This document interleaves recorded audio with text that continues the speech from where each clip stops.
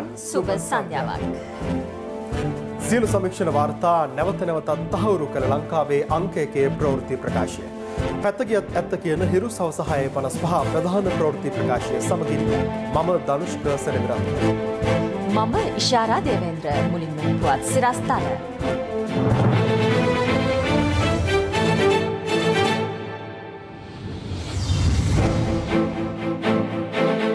කන්තලේ සූරියපුරදී ගුවන් හමුදා පුහුණු ගුවන් යානයක් කඩා වැටේ. නියමුවා මරුට. උපරිමාධීකරණ සංකීර්ණයේ ගින්නක්. ලේඛනාගාරයට හානියක් නැහැ. පොලිසිය කියයි. මවගේ මලගමදා මත්පැන් බිව් පුතුන් දෙදෙනා මත්පැන් විෂ වී මිය යයි. තවත් අයෙක් රුහලේ. මෙරට කොරෝනා දෙවන රැල්ල 30,000 ඉක්මවයි. බ්‍රිතාන්‍යයෙන් කොරෝනා වෛරසයේ විකෘති ප්‍රභේදයක් හමුවේ. දඹුල්ල පැරදූ යාපනය ගාල්ල සමගින් අවසන් මහා තරගයට. වෙන වෙනම චලනය වන තල 3ක් විටමින් E හා කුමාරිකා සහිත නිසා ඉතා සමීප හා සුසිනිදු රැවුල බෑමක්. ඔබත් අදම බිග් ෆ්ලෙක්ස් 3 සමග ප්‍රොෆෙෂනල් ෂේව් එකක් අත්විඳින්න. ශ්‍රී ලංකා ගුවන් හමුදාවට අයත් PT6 වර්ගයේ ගුවන් යානයක් කන්තලේ සූරියපුර ප්‍රදේශයේදී අනතුරට ලක්වීමෙන් එය පැද වූ පුහුණු වන කැඩට් නිලධාරියෙකු ජීවිතක්ෂයට පත් වුණා.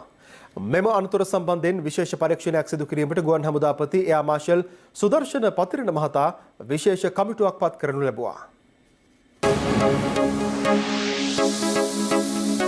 දවසේ පුවත. ත්‍රිකුණාමලේ චීනවරාය ගුවන් හමුදා විද්‍යාපීඨයෙන් මෙම ගුවන් යානයේ ගුවන්ගත වී තිබුණේ අද දහවල් 1ට පමණ. ඒ පුහුණු ගුවන් සැසියක් සඳහායි. පුහුණු වන කැඩට් නිලධාරී ශාලින්ද අමරකෝන් මහතා විසින් මෙම සැහැල්ලු ගුවන් යානය පදවා තිබෙනවා. චීනයේ නිෂ්පාදිත PT6 වර්ගයේ මෙම ගුවන් යානය ශ්‍රී ලංකා ගුවන් හමුදාවේ නියමුවන් පුහුණු කිරීම සඳහා හඳුන්වා දී ඇත්තේ 2001 වර්ෂයේදී.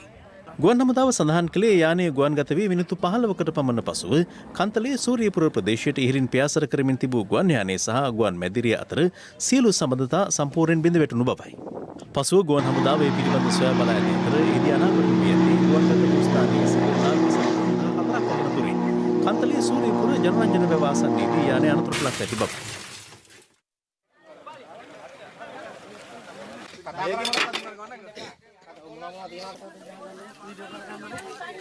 මෙහි වැදිලා අවිලා තියෙන මේ ආපෝස් කැම්පින් ඉන්නේ නැද්ද ඔය මෙතන තියෙනවා කැම්ප් එක. එයාලා කියන හරිය මේක අවසර අරගෙන මේ වට එකකට. වට එකක්ද? මල්ලේ කින්නවත් එක්ක නෑ හැබැයි. වීඩියෝ කරලා දාන්නේ නෑ මෙතන සික්ක තියෙන නාත්‍ය. මේ වීඩියෝ කරලා යානේ පියාස පසුව යානය තුළ සිරව සිට නිලධාරියා බේරා ගැනීම සඳහා ගලවා ගැනීමේ මෙහෙයුමක් තියත් කෙරුණා. ඉඳන් සද්ද ඇහුණා මේක රේසර් සද්දයක්. අපි එන ටිකට මෙතන වැටිලා මේ. ඊට පස්සේ අපි බැලුවා මිනිස්සෙක් ඉන්නවා ඇතුලේ හිර වෙලා පුලෝගින් ගන්න කියලා පන තියෙනවා. හැමදේම දනුන් දීලා කෝල් කරලා ආංගල පොලිසියට කතා කරලා සූරිපුට කතා කරලා වන් ඔන්ලයින් ගහලා ගෙන්න ගත්ත එකට. කැඩට් නිලධාරියා යානයෙන් පිටතට ගත් පසු රැගෙන යාමට හෙලිකොප්ටර් යානයක්ද මෙම ස්ථානයට ළඟා වී තිබුණා.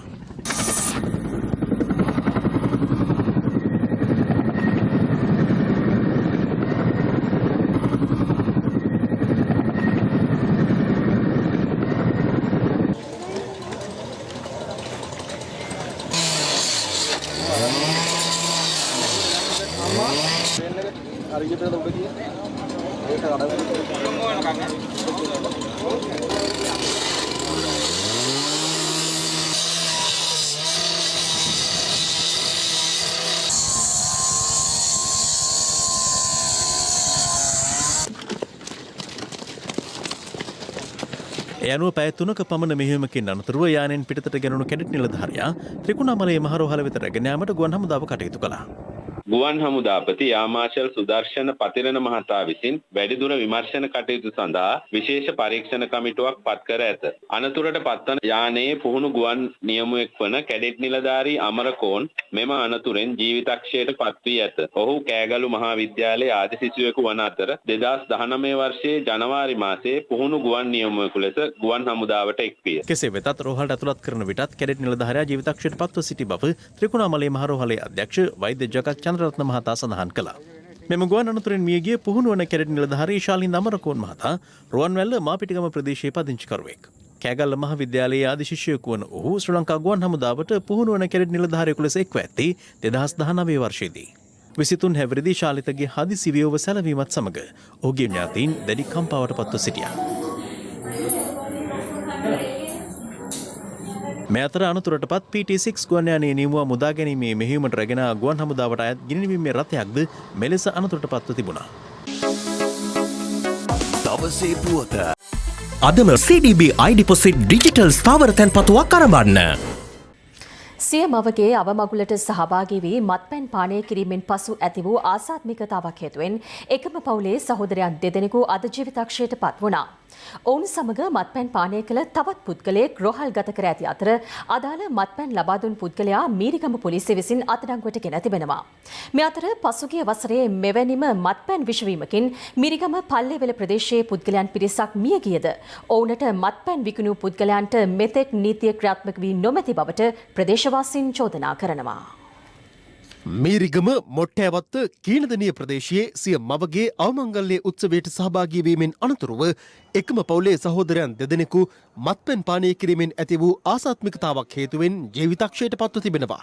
මියගිය පුද්ගලයන් දෙදෙනා සමග පෙරේදා රාත්‍රියේ පුද්ගලයන් සිව් දෙනෙක් මත්පැන් පානය කර ඇති බවට තොරතුරු අනාවරණ වූ බව පොලිසිය සඳහන් කළා. වැඩිදුරටත් හෙළිවී ඇත්තේ අසල්විසි නිවසක පුද්ගලයෙකු ලබා දුන් ස්ප්‍රීතු පානය කිරීමෙන් පසු මෙම ආසාත්මිකතා මතුවී ඇති බවයි. මේගොල්ලන්ට හිතවත් කෙනකින් අරක්කුවක් හම්බෙලා අරක්කු කියලා රට බීමක් කියලා හම්බෙලා දිනවා ඉස්සරහා ගෙදරින්. ඒ ඉස්සරහා ගෙදරගෙන අපි මේගොල්ලෝ කට්ටිය එක්ක වෙලා බීලා දිනවා. බීවෙන් පස්සේ රෑම වමනේ දදා ඉඳලා හොස්පිටල් එකට අරන් ගියන් පස්සේ අවසන් 3ට 4ට විතර තමයි අපිට ආරංචි උනේ. මත්පැන් පානය කළ සිව් දෙනාගෙන් තිදෙනෙකු මීරිගම සහ වරකාපොළ රෝහල් වලට ඇතුළත් කිරීමෙන් අනතුරුව ඉන් එකම පවුලේ සහෝදරයන් දෙදෙනා ජීවිතක්ෂයට පත්ව තිබෙනවා. එලෙස ජීවිතක්ෂයට පත් වුණේ 47 හැවිරිදි සහ 54 හැවිරිදි අනුරාධපුර ගල්නෑව ප්‍රදේශයේ පදිංචිකරුවන් දෙදෙනෙක්.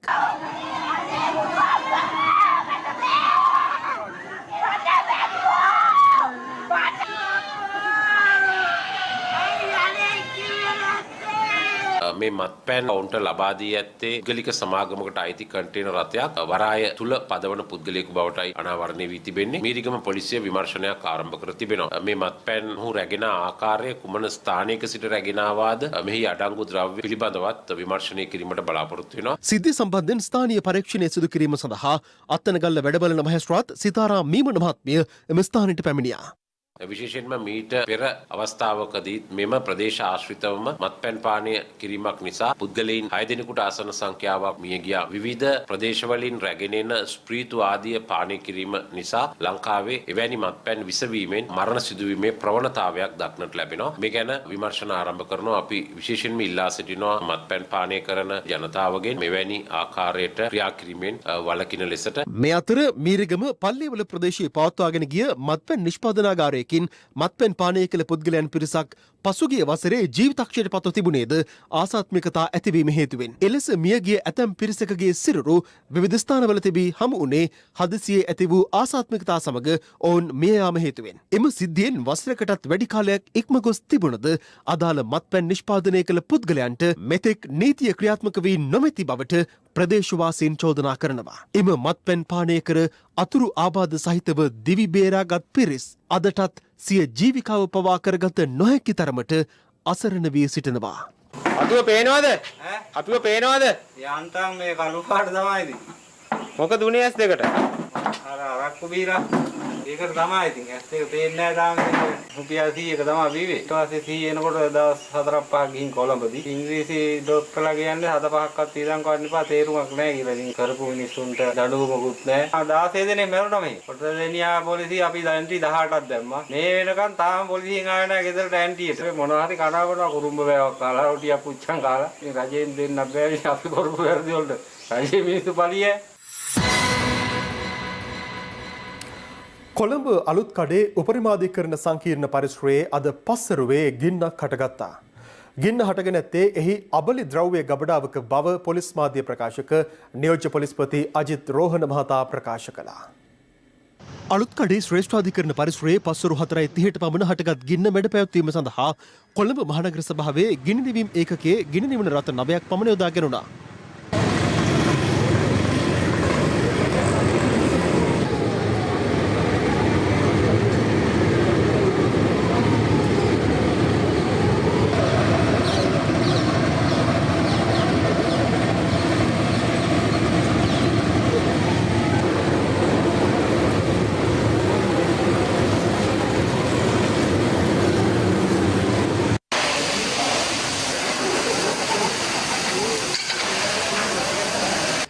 ගින්න පාලනය කිරීම සඳහා යුද හමුදාව සහ පොලිසියද එහි පැමිණ සිටියා.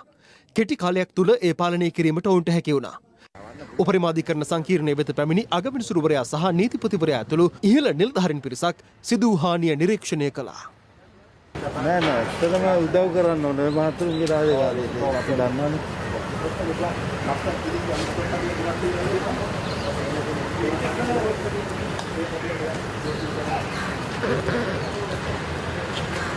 මේ ගින්න සම්බන්ධව විමර්ශනයක් කිරීමට පොලිස්පතිතුමා විසින් අපරාධ පරීක්ෂණ දෙපාර්තමේන්තුවට බාර දී තිබෙනවා.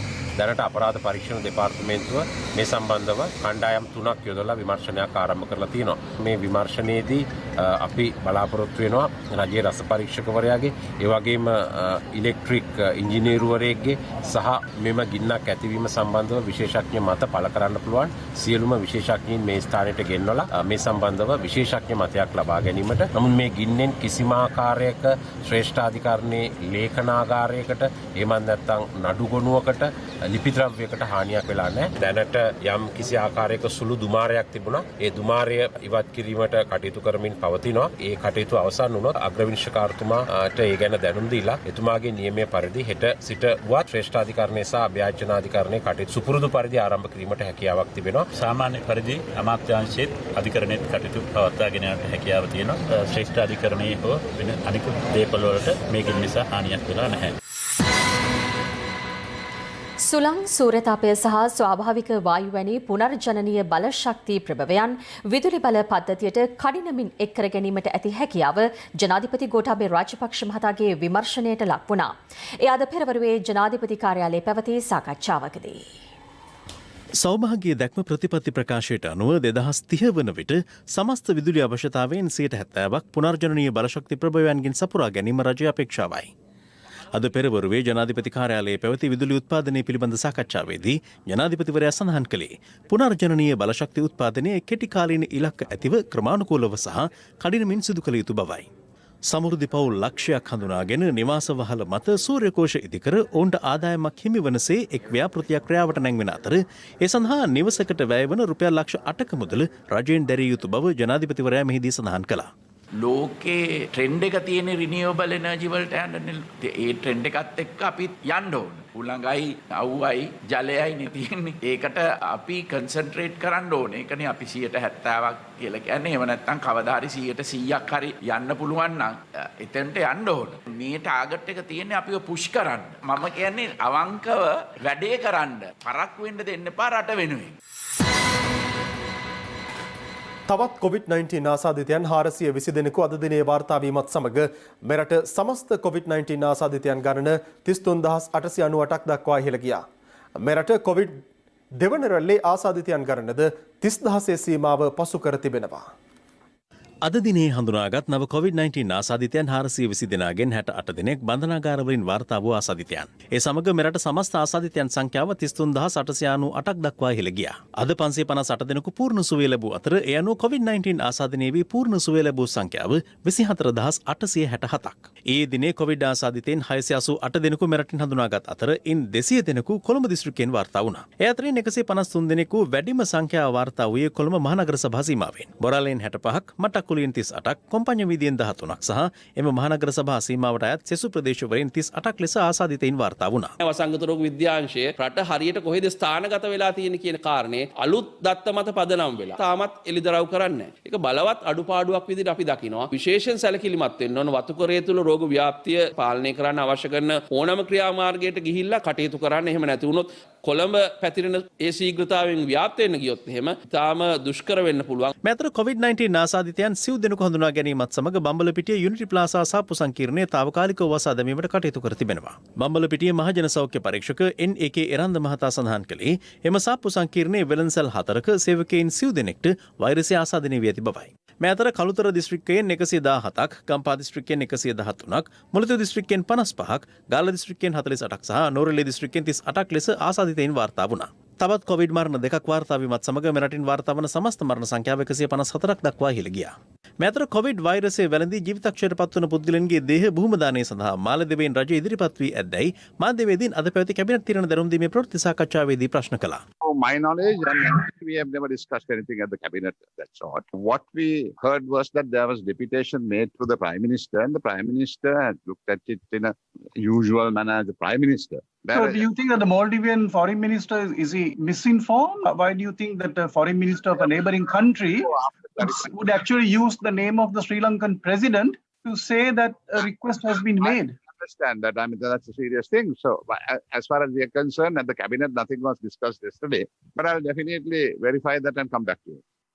මේ අතර බන්ධනාගාරවල වීඩියෝ තාක්ෂණ සංනිවේදන ක්‍රමය ක්‍රියාත්මක කිරීමේ වැඩසටහන අගුණුකොළ පැලස බන්ධනාගාරයේදී විශේෂ භාර රාජ්‍ය අමාත්‍ය ලොහන් රත්වත්ති මහතාගේ ප්‍රධානත්වයෙන් අද ආරම්භ වුණා. මෙම ක්‍රමය යටතේ අමුත්තන්ට වීඩියෝ තාක්ෂණය ඔස්සේ රැඳවියන් සමග කතා කිරීමේ අවස්ථාව හිමි වෙනවා.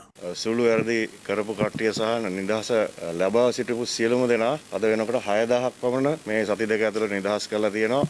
ඉදිරි සති දෙක තුලත් අපි 1000කට අධික ප්‍රමාණයක් නිදහස් කරන්න බලාපොරොත්තු වෙනවා. මේ අතර COVID-19 ආසාදිත මවක් මුල්ලේරියා මූලික රෝහලේදී අද නියුන් දරුවපතක් සිදු කළා. මේ එම රෝහලේදී ආසාදිත මවක් නියුන් දරුවන් බිහි කළ දෙවන අවස්ථාවයි. මේ අම්මාගේ 4 වෙනි ගර්භය එයාගේ කොවිඩ් පොසිටිව් වුණාට පස්සේ ශ්‍රවල ප්‍රෝටීන් වැඩි වෙලා ගර්භ විෂාදිය කියලා කියන තත්ත්වය ඇති වුණා. ඒ නිසා අද උදේ ඉමර්ජන්සි සිසේරියන් සැත්කමක් විදියට බබාලා දෙන්න ඩිලිවර් කරා. ඒ බබාලා දෙන්න අම්මත් මේ වෙනකොට යහපත් සෞඛ්‍ය තත්ත්වයෙන් ඉන්නවා. අවිස්සාවේල සීතාවක අපනයන සැකසුම් කලාපයෙන් නව ආසාදිතයන් 18 දෙනෙක් වාර්තා වී ඇති අතර ඒ අනුව එම කලාපයෙන් වාර්තා වන සමස්ත ආසාදිතයන් සංඛ්‍යාව 160ක් දක්වා ඉහළ ගියා. වවුනියාව නගරයේ ප්‍රධාන පාසලක දැරියකට COVID-19 වෛරසය වැළඳී ඇති බව තහවුරු වීමත් සමග එම නගරයේ ප්‍රධාන පාසල් 4ක් අද පෙරවරුවේ සිට తాවකාලිකව වසා දැමීමට මහජන සෞඛ්‍ය පරීක්ෂකවරුන් කටයුතු කළා. කෑගල්ල මහේස්ත්‍රාත් අධිකරණයේ සේවය කරන නීතිඥවරයෙකුට COVID-19 ආසාදිත බව හඳුනා ගැනීමත් සමග කෑගල්ල අධිකරණ සංකීර්ණයේ සියලු කටයුතු తాවකාලිකව නවතා දමා විශ්ව බිජහරණයට පියවර ගෙනුණා. හෙට සිට නඩු විභාගය ආරම්භ කිරීමට නියමිතයි. මේ අතර COVID පාලනයේ අසීරු තත්ත්වයකට පත්ව ඇති බව මහජන සෞඛ්‍ය පරීක්ෂකවරුන් පවසනවා. ලංකාවේ තිවෙච්ච කොවිඩ් දෙවනි රැල්ල මේ වෙද්දි කොළඹ මහනගර සභා ප්‍රදේශයේ පසු කරමින් ලංකාවේ අනිකුත් ප්‍රදේශ ආසාදනය කරමින් වාර්තා වෙනවා. තවදුරටත්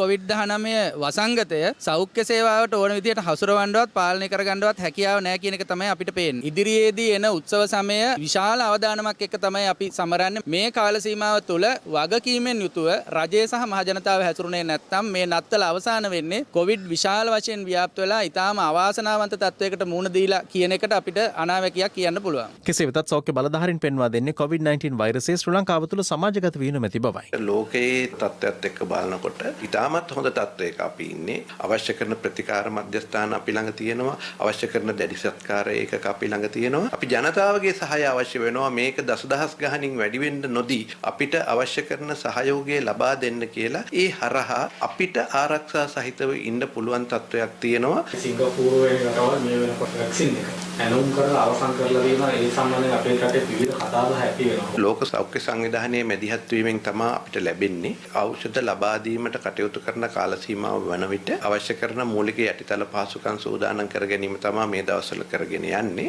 යම් දිනක මේ එන්නත ශ්‍රී ලංකාවට ලැබුණු වහාම ඉලක්කගත කර සිටින මණ්ඩායම් වෙත එම එන්නත ලබා දීමට අපි ඉදිරියේදී කටයුතු කරනවා. මේ අතර සෞඛ්‍ය ක්ෂේත්‍රයට සම්බන්ධ වෘත්තීය සමිති දෙකක් ප්‍රවෘත්ති සාකච්ඡා පවත්වමින් කොවිඩ් මර්ධනය පිළිබඳව අදහස් පළ කළා. වන් තොටුපොළ විසින් තීරණය කළා තියෙනවා මේ වෙනකොට රතු කලාපයක් සහ කොළ කලාප දෙකක් ඇති කරලා මේ රතු කලාපයේ කණ්ඩායම පමණක් ගුවන් තොටුපළේ සෞඛ්‍ය අමාත්‍යාංශය මගින් පාලනය කරන රසායනාගාරයට එවන්නට අර කොළ කලාපයේ අර සුපුරුදු පරිදි ඔවුන්ගෙන් වෙනම මිලක් අය කරලා ඔවුන්ව වෙනම හෝටල් වලට යොමු කරලා ඒ හෝටල් වලදී අර පරණ ක්‍රමයට PCR පරීක්ෂණ සහ අනිකුත් කටයුතු කරන්න. මේ පෞද්ගලික අංශයට මේ විදියට හිතුමතේට PCR පරීක්ෂණ කරන්නට දීපු එක සහ ඒක ව්‍යාපාරයක් කරගන්නට උත්සාහ කරපු කණ්ඩායම් නිසා තමයි මේ රට දෙවනි අනතුරටපත් උනේ. නැවත වතාවක් ගුවන් තොටුපළ අරිනකොට උත්සාහ කරනවා නම් විවිධ කලාප ඇති කරලා ව්‍යාපාරික වුමනාවන් සඳහා යොදව ගන්න හදනවා නම් ඒක බරපතල භයානකකමක්. විද්‍යාව වෙනුවට අවිද්‍යාව පතුරනකොට කොරෝනා වැනි වෛරස් ආසාදනයක් මේ ආණ්ඩුවට මේ රජයට මේ සෞඛ්‍ය අමාත්‍යාංශයේ බලධාරීන්ට පාලනය කරන්න පුළුවන්ද කියන බරපතල සැකයක් අපි තුල ඇති වෙලා තියෙනවා. අනිත් පැත්තෙන් අපිට පේනවා මේ කොරෝනා මර්ධනය ව්‍යාපාරයක් බවට පරිවර්තනය කරගෙන තියෙනවා. ඇන්ටිජන් ටෙස්ට් PCR විකාර. මේක බිස්නස් එකක්. ඉතින් ඒක නිසා අපි සෞඛ්‍ය අමාත්‍යාංශයට කියන්නේ බොරු කරන්න එපා. මිනිස්සුන්ට ඇත්ත තත්ත්වය පැහැදිලි කරලා දෙන්න. කොරෝනා ව්‍යාපාරයක් කරගන්න එපා. මැතර COVID-19 වෛරසයට එරෙහිව ඖෂධයක් නිෂ්පාදනය කළ දේශීය වෛද්‍ය ධම්මික බණ්ඩාර මහතා අද පෙරවරුවේ මහනුවර ශ්‍රී දළදා මාලිගාව වෙත පැමිණ අදාළ ඖෂධය දළදා සමිඳුන් වෙත පූජා කළා. අනතුරුව ධම්මික බණ්ඩාර මහතා ශ්‍රී දළදා මාලිගා පරිශ්‍රයේදී අස්කිරි පාර්ශවයේ අනුනායක පූජ්‍ය ආනමඩුවේ ධම්මදස්ස හිමියන් බැහැදුටුවා. යුරෝපීය පමණට වඩා ගැතිවීම නිසා ආයුර්වේද සහ අපේ සිංහල වෙදකම් කියන දේ නිකම් පසෙකට ටිකක් විසිකරලා යුරෝපීය දේවල් මාගේ කරන ක්‍රමයක් යනවා. ශාල ගැටලුව මේ රටේ. ඒගොල්ලන්ට කරන්න බැරි වෙච්ච වැඩේ වෙන මහත්යාගේ මේ පකවානු තුල සිද්ධ වෙනවනේ. ඒ දෙයියනේ මොකද වෙන්නේ මිනිස්සුන්ට මේ වසක් කිසක්. පසුව අස්කිරි මහාවිහාරය වෙත පැමිණි බණ්ඩාර මහතා එහිදී අස්කිරි පාර්ශවයේ මහානායක අතිපූජ්‍ය වරකාගොඩ ශ්‍රී ඥානරතන හිමියන් බැහැදුටුවා. අපේ රටේ නිෂ්පාදනය කරන වටිනා දේ පිළිබඳව වටිනාකමක් ගැන කතා කරන්නේ කවුද? ඒක අපේ ජාතියේ අභාග්‍යයක් කියලා මම හිතන්නේ. ඉතින් ඒ නිසා මේ කාර්ය ඔබතුමා සිද්ධ කළා විශාල දිනක්.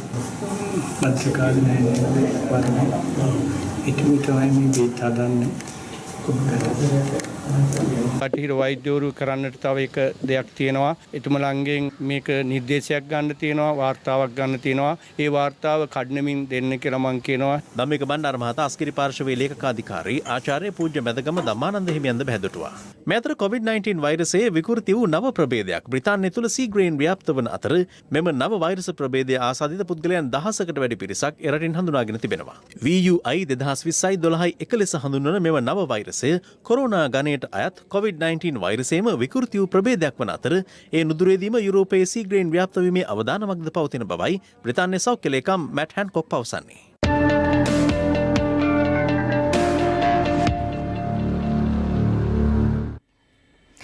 පළාත් සභා මැතිවරණයේ ලබන මාර්තු මාසයට පෙර පැවැත්වීමට රජයේ අවධානය යොමු ඇති බව කැබිනට් මාධ්‍ය ප්‍රකාශක අමාත්‍ය කෙහෙලි රඹුක්වැල්ල මහතා පවසනවා. ඔහු මේ අදහස් පළ කළේ අද පැවති කැබිනට් තීරණ දැනුම් දීමේ ප්‍රවෘත්ති සාකච්ඡාවේදී. එම අවස්ථාවට සම කැබිනට් ප්‍රකාශක අමාත්‍ය උදය ගම්මන්පිල මහතාද එක් වුණා. වාහනයට ලබා දීලා තියෙන අංකේ පළාත හඳුනා ගැනීමට ඉංග්‍රීසි අකුරු දෙක කේතයක් තියෙනවා. මේ නිසා යම් කෙනෙක් එක් පළාතකින් තවත් පළාතකට මාරු වුණාම තමන්ගේ අංකතාඩු යලි ලබා ගැනීම අවශ්‍යතාවයක් මතුවලා තියෙනවා.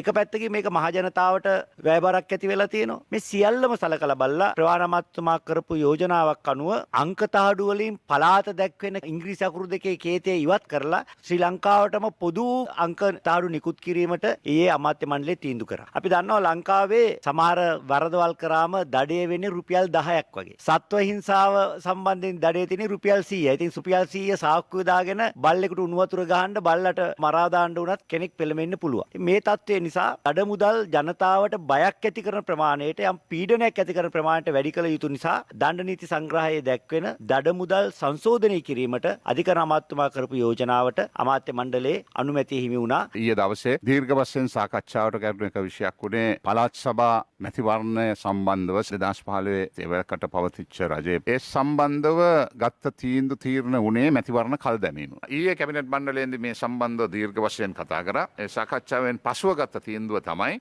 හැකේක් වනින් පක්ෂ නායකයන් එකට එක්කාසු වෙලා යම් එකඟතාවයකට ඇවිල්ලා ඒ අනුව නැවත වරක් කැබිනට් මණ්ඩලයට මේ ඉදිරිපත් කරන්නයි කියලා. පළාත් සභා මැතිවරණයට මාර්තු මාසයට ප්‍රථම පැවැත්වීමට සූදානම් තිබෙනවට ආරංචි මාර්ග සඳහන් කරනවා. ඒ සත්‍යයක් දැමැතුණු සත්‍යයක්. ඒ සත්‍යය උඩ තමයි ඊයේ සාකච්ඡාවට ලක් වුණේ. කෙසේ වෙතත් පළාත් සභා මැතිවරණයේ පැවැත්වීම සම්බන්ධයෙන් දේශපාලනඥයින් සහ සිවිල් සංවිධාන විවිධ අදහස් පළ කරනවා. ඡන්දය තියලා බලය ආරක්ෂා කරා දෙවෙනි රැල්ල අමතක කරා. එතකොට තුන්වෙනි රැල්ලක් ඇවිල්ලා තව විශාල ප්‍රමාණයක් මී යන තැනට පත් කරුවොත් මම හිතනවා බරපතල ඛේදවාචකයක්. මම හිතන්නේ පළාත් සභාව හදිසි ක්‍රියාවලියක් කියලා. අවශ්‍ය නම් 3-2 තියෙන නිසා වෙනත් ක්‍රියාමාර්ග ගන්න පුළුවන් පළාත් සභාව සම්බන්ධයෙන්. විශාල විෂයන් රාශියක් විමර්ශනගත කරලා තියෙනවා පළාත් සභාවට. ඒතර මේ පළාත් සභාව නැතිවීම තුළ අද කඩාගෙන වැටලා තියෙනවා. මම හිතනවා අපි තීන්දුවක් අරගෙන තියෙනවා නම් පළාත් සභා ක්‍රමයත් එක්ක ඉස්සරහට යන්න ඉතා ඉක්මනට මැතිවරණේ තියන්න ඕන. දැන් අවුරුදු 2ක් හෝ ඊටත් වැඩි ප්‍රමාණයක් ප්‍රමාණයක් මුළු රටේම පළාත් සභා නැතිව ක්‍රියාත්මක වෙනවා. මේ කාලය තුල රටට වෙච්ච අලාභය මොකද්ද?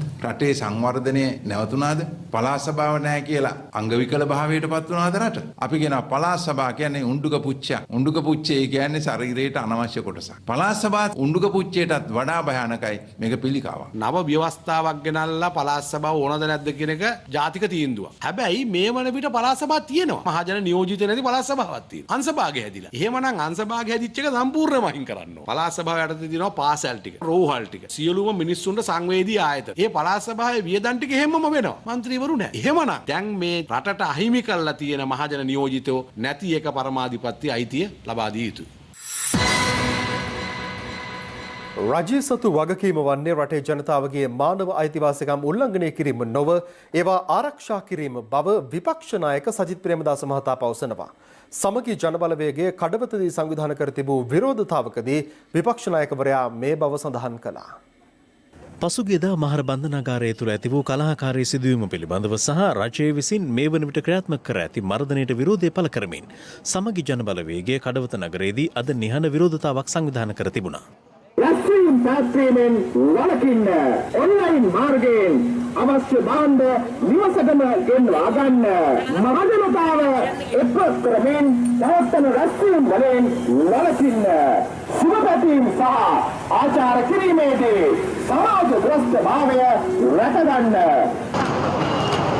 ඉරකාරුවන්ට කියලා T56න් සලකන්න බෑ. කිසිම හරයක් නැති කතා කියලා ජනතාවගේ ජීවිත බිලිගන්නට අපි විරුද්ධයි. අපි රටේ ජනතාවට කියනවා මේ පිළිබඳ පෙළගැහෙන්න, පාලකයන්ට කියනවා ජනතාව ජීවත් කිරීම සඳහා මේ මර්ධන ඉවත් කරලා වැඩපිළිවෙල සකස් කරන්න කියලා. මේට වගකිවිය යුත්තන් අනිවාර්යෙන්ම විනයානුකූල පියවරවලටත් නිත්‍යානුකූල පියවරවලටත් ලක් කරන්නට ඕන. මානව අයිතිවාසිකම් ආරක්ෂා කිරීම අපේ රටේ උත්තරීතර නීතියට සඳහන් වෙලා තිබෙනවා. වර්තමාන රජයේ වගකීම තමයි රටේ ජනතාව සතු ඒ අයිතිවාසිකම් ආරක්ෂා කිරීම.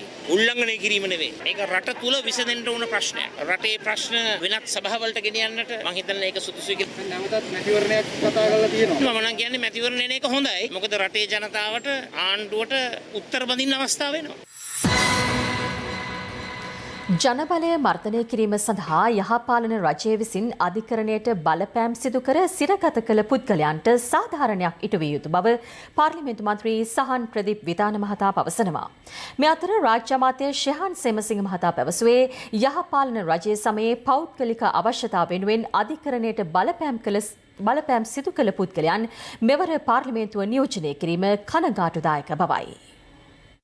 රටම දැක්කා ශානි අබේසේකර දේශපාලන වශයෙන් අත්අඩංගුවට ගැනීම සහ දඩුවම් කළ යුතු ආකාරය පිළිබඳව රජයේ ඇමතිවරුන් එක්ක කතා කරනවා. අපේ රටේ නීතියේ ආධිපත්‍ය ගැන අපිට එතනින් එහාට කතා කරන්න පුළුවන්. ඒ ආණ්ඩුවේ අවුරුදු 5ටම අපි දැක්කේ අත්අඩංගුවට ගැනීම, විවිධ පරීක්ෂණ පැවැත්වීම, දේශපාලන වශයෙන් දඩුවම් දීම, ඊළඟට අධිකරණ පද්ධතියට සිදු කරපු බලපෑම, ඇමතිවරුන් පෞද්ගලිකව මැදිහත් වෙලා කරපු බලපෑම, රංජන රාමනායක හිටපු ඇමතිතුමා විසින් දුමින්ද සිල්වා ඇතුළු තවත් කීප දෙනෙක් වෙනුවෙන් කතා කරපු ආකාරය. එක එක්කෙනාගේ පෞද්ගලික තරහන පරිමහගත්තේ. එවැනි කණ්ඩායම් ඒ පක්ෂම නියෝජනය කරලා බොරුවෙන්ම ඊළඟ අවුරුදු 5ක් පාර්ලිමේන්තුවේ කාලය ගත කරන්න කටයුතු කිරීම ගැන අපි කනගාටු වෙනවා. අපි රජයක් හැටියට අපේ විශේෂයෙන්ම අවධානය යොමු විය යුතුයි මේ දේශපාලන පරිගැනීම් මත වින්දිතයන් බවට පත් වූවන් පිළිබඳව. පහුගිය යහපාලන ආණ්ඩුව විශාල මර්ධනයක් සිද්ධ කරා. අපි දැක්කා බැසිල් රාජපක්ෂ මැතිතුමාගේ නඩු බොරුවට එතුමන්ලා මාස 8-9 හිරගෙවල් වල දාලා උත්සාහ කරේ මේ රටේ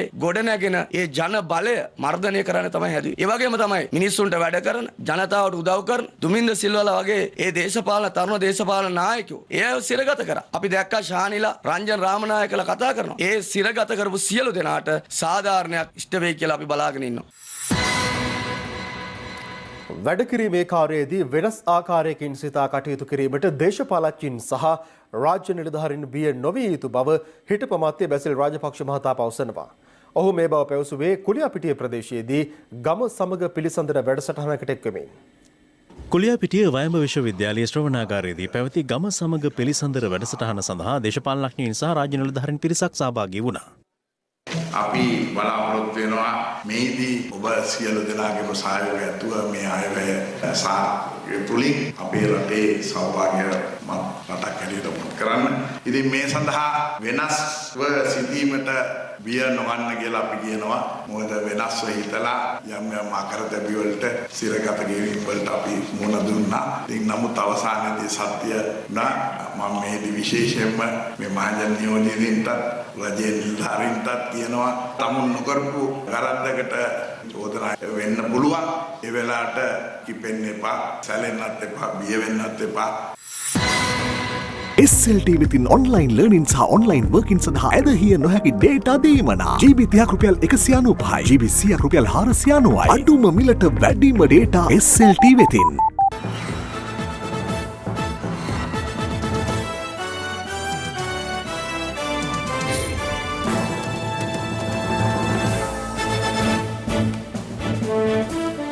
සහරන් හෂීම් සහ ජාතික තවහිද් ජමාත් සංවිධානයේ සම්බන්ධ කටයුතු භාරව සිටි නීතිපති දෙපාර්තමේන්තුවේ මාලික් අසීස් සහ අසාත් නවාබී යන නිලධාරීන් එම කටයුතු පැහැර හැරීම නිසා ඔවුන්ට එරෙහිව විනය පියවර ගැනීමට නීතිපතිවරයා නිර්දේශ කර ඇති බව පාස්කු ප්‍රහාරය පිළිබඳ ජනාධිපති කොමිසමේදී අද අනාවරණ වුණා. එම නිර්දේශ රාජ්‍ය සේවා කොමිෂන් සභාව වෙත පසුගිය නොවැම්බර් 27 වෙනිදා යොමු කර ඇතත් මෙතෙක් ඊට පිළිතුරු ලැබී නැතැයි නීතිපති දෙපාර්තමේන්තුව පවසනවා. මේ අතර නීතිපතිවරයාගේ සම්බන්ධීකරණ නිලධාරිණී රජයේ අද නීතිඥ නිශාරා ජයරත්න මෙනවියට හෙට දිනේ එම කොමිසමේ පොලිස් ඒකකයට ප්‍රකාශයක් ලබා දෙන ලෙසද අද නියෝග කෙරුණා. පාස්කු ප්‍රහාරය පිළිබඳව සොයා බලන ජනාධිපති කොමිසමේ සාක්ෂි විමසීම සඳහා ස්කයිප් තාක්ෂණය ඔස්සේ අද කැඳවනු ලැබුවේ නීතිපති දෙපාර්තමේන්තුවේ පරිපාලනාංශීය ප්‍රධානී රජයේ අතිරේක සොලිසිටර් ජෙනරාල් ජනාධිපති නීතිඥ සුමති ධර්මවර්ධන මහතායි. ඒ රජයේ අද නීතිඥ මාලික් අසීස් සහ නියෝජ්‍ය සොලිසිටර් ජෙනරාල් අසත් නවාවි යන නිලධාරීන් පසුගිය දෙසැම්බර් 5 වෙනිදා කොමිසම හමුවේ කළ කරුණු අනාවරණයක් සම්බන්ධයෙන් විමසීම සඳහායි. ජාතික ආරක්ෂාවට තර්ජනයක් වනසේ සොහරන් හෂීම් ප්‍රකාශ නිකුත් කර තිබූ බව ත්‍රස්ත මර්දන හා විමර්ශන කොට්ටාශය 2017 වසරේදී නීතිපතිවරයා වෙත දැනුම් දී තිබුණද ඒ සඳහා නිසි උපදෙසක් නොලැබුණු බව ඔවුන් ප්‍රකාශ කර තිබුණා. සාක්ෂි ලබා දෙමින් සුමති ධර්මවර්ධන මහතා සඳහන් කළේ තමන් මීට පෙර පාර්ලිමේන්තු තේරීම්කාරක සභාවේදී ත්‍රස්ත මර්දන හා විමර්ශන කොට්ටාශය 2017 වසරේදී නීතිපති දෙපාර්තමේන්තුව වෙත එවා තිබූ ගොනුව සම්බන්ධයෙන් ප්‍රකාශ ලබා දුන් බවයි. එම පාර්ලිමේන්තු තේරීම්කාරක සභාවේ අවසන් වාර්තාව සම්බන්ධයෙන් පසුගිය පෙබරවාරි 24 වෙනිදා තමන් නීතිපතිවරයාගේ අවධානය යොමු කළ බවත් මාලික් අසීස් සහ අසත් නවාවි යන නිලධාරීන් සම්බන්ධයෙන් මූලික විමර්ශනයක් සිදු කළ යුතු බවට ඊට පසුදින නීතිපතිවරයා වෙත උපදෙස් දුන් බව සාක්ෂිකරු පැවසුවා. ඒ අනුව පසුගිය මාර්තු 13 වෙනි දින ජ්‍යෙෂ්ඨ අතිරේක සොලිසිටර් ජෙනරාල් සරත් ජයමාන්න ජ්‍යෙෂ්ඨ සොලිසිටර් ජෙනරාල් මායාදුන්න කොරයා සහ අතිරේක සොලිසිටර් ජෙනරාල් සුසන්ත බාලපටබැඳි යන මහතුරුන්ගෙන් සමන්විත විමර්ශන කමිටුවක් ස්ථාපනය කර තිබෙනවා. එහෙත් සරත් ජයමාන්න මහතා ඉන් ඉවත්වීම නිසා අතිරේක සොලිසිටර් ජෙනරාල් ප්‍රියන්ත නාපාන මහතා එම කමිටුවේ ප්‍රධානියා ලෙස පත් කෙරෙනු බව සාක්ෂිකරු සඳහන් කළා. සාක්ෂිකරු එහිදී හෙළි කළේ වෙළුම් දෙකකින් සමන්විත එම විමර්ශන කමිටුවේ අවසන් වාර්තාවෙන් මාලික් අසීස් සහ අසත් නවාවි යන නිලධාරීන්ට විරුද්ධව විනය ක්‍රියාමාර්ග ගැනීමට නිර්දේශ කර තිබූ බවයි. ඒ සඳහා චෝදනා පත්‍රද කෙටුම්පත් කර තිබූ බවද සාක්ෂිකරු සඳහන් කළා. කමිටුවේ අවසන් වාර්තාව අනුව වැඩිදුර ක්‍රියාමාර්ග ගත්තද? මේ වාර්තාව සම්බන්ධයෙන් වැඩබලන සොලිසිටර් ජෙනරාල් සංජය රාජරත්නම්ට නිර්දේශ ඉදිරිපත් කරන්න කියලා නීතිපතිවරයා දැනුම් දුන්නා. ඒ අනුව 2020 වසරේ ජූලි 27 ඔහු දැනුම් දුන්න මේ නිලධාරීන් සම්බන්ධයෙන් නොපමාව විනය ක්‍රියාමාර්ග ගත යුතුයි කියලා. පසුව ස්වාමීනී 2020 වසරේ නොවැම්බර් 12 වෙනිදා නැවත වරක් සංජය රාජරත්නම් මහතා සඳහන් කළා අවශ්‍ය ක්‍රියාමාර්ග ගන්න කියලා. කමිටුවේ නිර්දේශات ලැබිලා ඒ ගැන වැඩබලන සොලිසිටර් ජෙනරාල්ගේ නිර්දේශات ලැබිලා අවසන් වශයෙන් රාජ්‍ය සේවා කොමිෂන් සභාවට යම් නිර්දේශයක් කළාද මේ විනය පියවර ගැනීම කරන්න කියලා? 2020 වසරේ නොවැම්බර් 27 අධිකරණ අමාත්‍යාංශයේ ලේකම්වරයාට සහ රාජ්‍ය සේවා කොමිෂන් සභාවට ඒ නිර්දේශ ඉදිරිපත් කළා. අදාළ නිලධාරීන් සම්බන්ධයෙන් චෝදනා නැගීමට ප්‍රමාණවත් කරුණු තිබෙන නිසා සුදුසු කටයුතු සිදු කරන්න කියලා ස්වාමීනි. රාජ්‍ය සේවා කොමිෂන් සභාවට ලැබුණු බව හෝ ඊට පිළිතුරක් හෝ ලැබුණාද? මෙතෙක් එවැනි පිළිතුරක් ලැබුණු බවට පරිපාලනාංශයේ ප්‍රධානියා වන මට දැනුවත් වීමක් නැහැ ස්වාමීනි. මේ කාරණයට මුල් වුණු සහරාන් සම්බන්ධයෙන් ත්‍රස්ත මර්දන හා විමර්ශන කොට්ටාසය 2017 වසරේදී නීතිපතිවරයාගේ උපදෙස්පතා එව ඇති ගොනු බහරව සිටි අංශයේ එවක ප්‍රධාන අධීක්ෂණ නිලධාරියා කවුද? එවක ජ්‍යෙෂ්ඨ අතිරේක සොලිසිටර් ජෙනරාල්වරයෙකු වූ කපිල වෛද්‍යරත්න මහතා ස්වාමීනි. 2017 ජූනි මාසයෙන් පසු නැගෙනහිර පළාත බහරව කටයුතු කළ නීතිපති දෙපාර්තමේන්තුවේ නිලධාරීන් කවුරුන්ද? එවක රජයේ ජ්‍යෙෂ්ඨ අධිනීතිඥ අසත් නවාවි තමයි නැගෙනහිර පළාතට අදාළ කටයුතු සිදු කර තිබෙන්නේ. ඔහුගේ ජ්‍යෙෂ්ඨ අධීක්ෂණ නිලධාරියා වෙලා තියෙන්නේ එවක ජ්‍යෙෂ්ඨ අතිරේක සොලිසිටර් ජෙනරාල් දප්පුලද ලිවේරා මහතා. ඔය නිලධාරීන් සම්බන්ධයෙන් මෙවැනි නිර්දේශ සිදු කරන්න තීරණය වුණේ ඔබ කියන විදිහට පාර්ලිමේන්තු තේරීම් කාරක සභාවේ වාර්තාව අනුවනේ. ඒ කාරක සභාවේ හිටියේ දේශපාලකයන් නේද? ඔවුන් පාර්ලිමේන්තු මන්ත්‍රීවරුන්. දේශපාලකයන් කියා මතයක් දරන්න මම කැමති නැහැ. 2020 ජූලි මේ නිලධාරීන්ට විනය පියවර ගන්න නිර්දේශ ලැබිලා මාස 4කට පස්සේ නොවැම්බර් 27 වෙනකල් මේ නිර්දේශ රාජ්‍ය සේවා කොමිෂන් සභාවට යැව්වේ නැත්තේ ඇයි? හරියටම කිව්වොත් ඔබ මේ කොමිසමේ පොලිස් ඒකකයට ප්‍රකාශයක් දී තිබෙන්නේ නොවැම්බර් 27. එදිනයි මේ වාර්තාව රාජ්‍ය සේවා කොමිෂන් සභාවට යැව්වේ කිව්වොත් හරිනේ? මට ඒකට උත්තර දෙන්න බැහැ. ඒක නීතිපතිවරයා උත්තර දෙන්න ඕනි ප්‍රශ්නයක්. හොඳයි. 2019 ජූනි 18 නීතිපතිවරයා විසින් එවක වැඩබලන පොලිස්පතිවරයාට මේ ගොනුව සම්බන්ධයෙන් ලිපියක් යොමු කරලා තියෙනවා. ඒ ලිපිය බැලුවහම පෙනී යනවා මේ කාරණය සම්බන්ධයෙන් නීතිපති දෙපාර්තමේන්තුවේ නිලධාරීන්ගේ කිසිදු වරදක් නැහැ කියලා. ඒ පිළිබඳව 2019 ජූලි 10 වන දින නීතිපතිවරයාගේ සම්බන්ධීකරණ නිලධාරිනිය මාධ්‍ය නිවේදනයක් පවා නිකුත් කරලා එම කරුණ මාධ්‍යයට ප්‍රකාශ කරලා තියෙනවා. ඒ කරුණ පිළිබඳව තහවුරු කරගන්න එම නිලධාරිනිය මෙම කොමිසමට කැඳවන්න කියලා මම ඉල්ලා සිටිනවා ස්වාමීනි. මන්ද නිර්දේශ මගින් මාගේ සේවාදායකයා සම්බන්ධයෙන් මතුවන කරුණු හා නීතිපති වැඩබලන පොලිස්පතිවරයාට ලැබූ කරුණු සම්බන්ධයෙන් එහිදී විමසා බලන්න පුළුවන්. එම ඉල්ලීම සලකා බැලූ ජනාධිපති කොමිසම නීතිපතිවරයාගේ සම්බන්ධීකරණ නිලධාරිණී රජයේ අධිනීතිඥ නිශාරා ජයරත්න මෙනවියට හෙට දිනේ කොමිසමේ පොලිස් ඒකකයට ප්‍රකාශයක් ලබා දී අනිද්දා කොමිසම හමුවේ මේ සම්බන්ධයෙන් සාක්ෂි ලබා දීමට පැමිණෙන ලෙස නියෝග කළා. දේශීය නිෂ්පාදකයන් දිරිගැන්වීම සඳහා මේඩ් ඉන් ශ්‍රී ලංකා නමින් නව සන්නාමයක් එළිදැක්වීම අද සිදු කෙරෙනවා. ඒ සම්බන්ධයෙන් දැනුවත් කිරීම සඳහා අමාත්‍ය විමල් වීරවංශ මහතාගේ ප්‍රධානත්වයෙන් ප්‍රවෘත්ති සාකච්ඡාවක් පැවැත්වුණා. දේශීය නිෂ්පාදන දිරිගන්වන මේඩ් ඉන් ශ්‍රී ලංකා සන්නාමය එළිදැක්වීම අද සිදුවනවා. මේ මේඩ් ඉන් ශ්‍රී ලංකා කියන සන්නාමය විශේෂයෙන්ම අපේ රටේ දේශීය අමුද්‍රව්‍ය යොදාගෙන 100%ක්ම දේශීය නිෂ්පාදනයක් කියලා සලකන්න පුළුවන්. ඒකට මේඩ් ඉන් ශ්‍රී ලංකා කියන සන්නාමය එක වර්ණයකිනුත් සමහර විට 70%ක අගය එකතු කිරීමක් තියෙන නිෂ්පාදනයේට තවත් වෙනත් වර්ණයකිනුත් ඒ වගේම 50% හෝ ඊට අඩු අගය එකතු කිරීමක් තියෙන නිෂ්පාදනයකට තවත් වර්ණයකිනුත් මේ මේඩ් ඉන් ශ්‍රී ලංකා කියන සන්නාමය ලබා දෙන්න අපි බලාපොරොත්තු වෙනවා. අලුත්ම ලොකු සයිස් ටීවී එකක් ගන්න. ලොකු හුවමාරුවට්ටම් හිමි කරගන්න. සිංගර් වෙතින්ම පමණයි.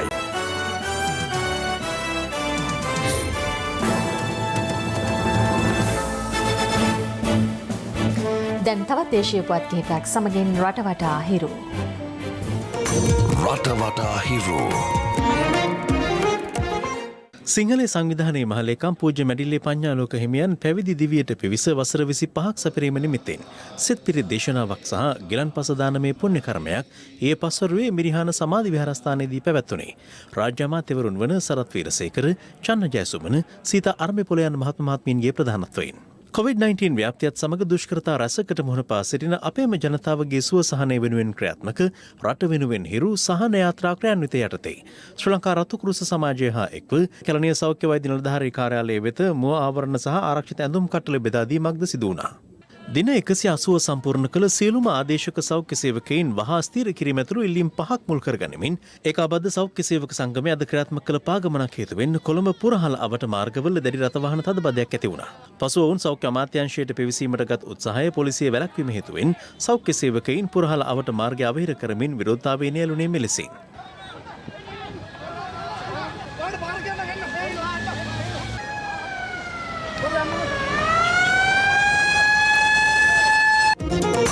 රටවටා හිරු. හිරු සවස 6:55 ප්‍රධාන ප්‍රවෘත්ති ප්‍රකාශයමින් නිමාවට පත්වනවා. පැත්ත නොගත් ඇත්ත දැන ගැනීමේ අයිතිය තවදුරටත් තහවුරු කර ගන්නට ඔබේ ජංග මුද්‍රකථන ජාලය අනුව තිරේ දිස්සන පරිදි හිරු ප්‍රවෘත්ති SMS සේවාව සක්‍රිය කර ගන්න. අපේ ලෙතම වන්නේ රාත්‍රී 9:55ට. ආයුබෝවන්